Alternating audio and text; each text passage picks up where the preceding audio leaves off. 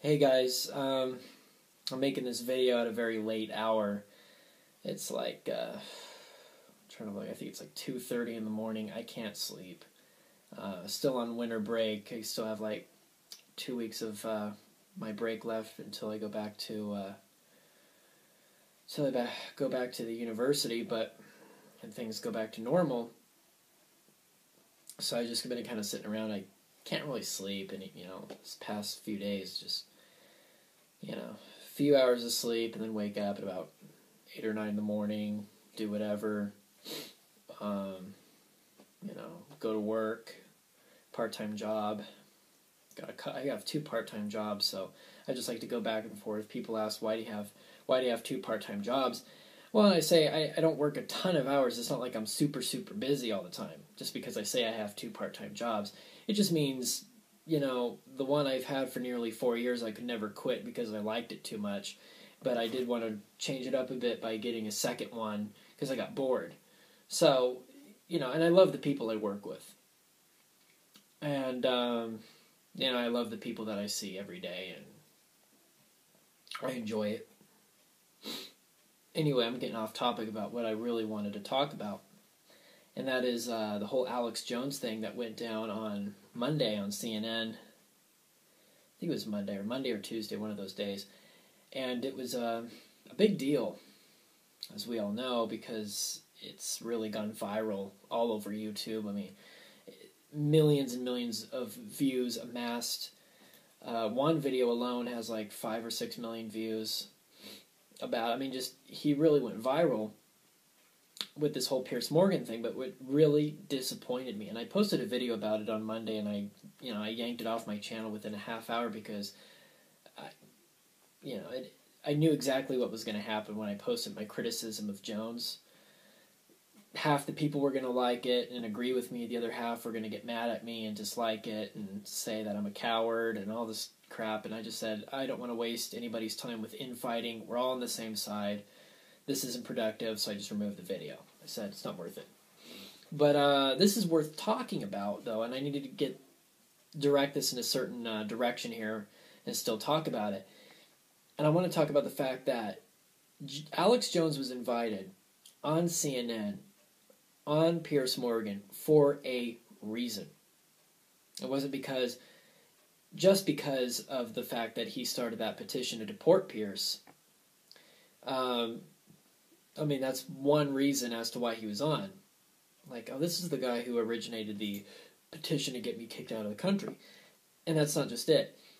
I'm sure as soon as they found out who wrote that petition, and they found out it was Alex Jones who was behind it, somebody at CNN, maybe the producer of Piers Morgan's show, probably did a little bit of research, Googled him, did some YouTube searches, and saw his past appearances on national TV shows like, for example, The View, and saw how he can talk out of line and kind of ramble and, look crazy at sometimes to the mainstream audience watching it at home. And so the producer or whoever thought it would be a great idea to get this guy on the Piers Morgan show, not just so they could sit around and talk about gun control in a civilized debate, because they knew Jones has a hot temper and he has a tendency to, get very passionate and angry and also come off as kind of a raving lunatic. That's how, I'm not saying he is, I'm just saying that's how he can come off as to people who don't know him, or a mainstream audience, and that's just what happened. That is exactly what had happened. The whole point of getting Alex Jones on the Piers Morgan show, and everyone was like, "Oh, Piers was such a gentleman." Even though I've seen several other interviews he's done of people like Larry Pratt, this guy that I just saw tonight. He's some writer over on Breitbart, and he's a total jerk. Piers is just a total jerk to his guests about gun control, except to Alex. He was somehow magically calm. It's amazing. The most viral interview that Piers has ever done. And Piers is just so nice and calm. He's a great guy. So this is to the outside audience who, because you have to remember, Piers has 15 viewers on an average basis. So they see something like this that goes on the internet and goes viral. It kind of did something for his reputation. Like, oh, he's such a great, calm interviewer, and the guy he was interviewing is a spaz. He's a lunatic. He's a jerk. And I guess that's why we need more gun control laws, because it's people like Alex Jones, who owns all these guns, and he acts like this. He kind of proved why we need more gun laws. That was why CNN and Piers Morgan wanted him on the show, because they knew that that was how he was going to act.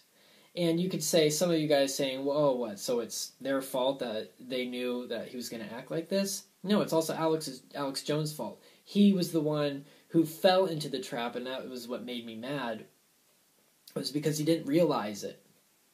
Alex didn't realize that he could be led into a trap like this. And why do I say it's a trap? Because after the gun questions in the interview, Piers then just randomly started asking him about what his views are on 9/11. And then Jones gave his conspiracy theorist views on 9/11. And then toward the interview, this is how Piers wrapped it up. He says something along the lines of, oh, okay, ladies and gentlemen, therefore this is the guy who wants me deported, and he supports no changes to gun laws, and he supports Second Amendment. And that's how he concluded the interview, by doing that. Total manipulation. And then the next day, when asked about it on some other CNN show, about, oh, because everyone on CNN was talking about it, like, oh, did you see that interview with R. Piers Morgan last night, that crazy Alex Jones? And then they interview him over the phone, and he's like, yes, I think he proved my point very well as to why we need more gun control laws. I mean, he literally said that. That was the whole point they wanted him on. And I just saw it, I'm like, he fell into a trap. And Alex was not, I mean, I guess I have to say he wasn't smart enough to realize it, that he can be throwing a temper tantrum like he does a lot of times. And that's what they wanted him to do, was throw a temper tantrum. And he did. He met their expectation. That's what they wanted.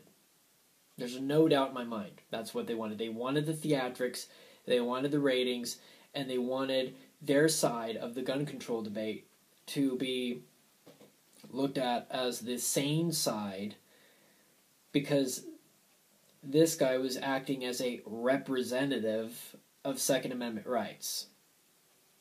They could say I'm wrong, I'm right, whatever. This is what I believe.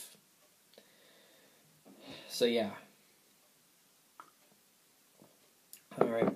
Tell me what you guys think.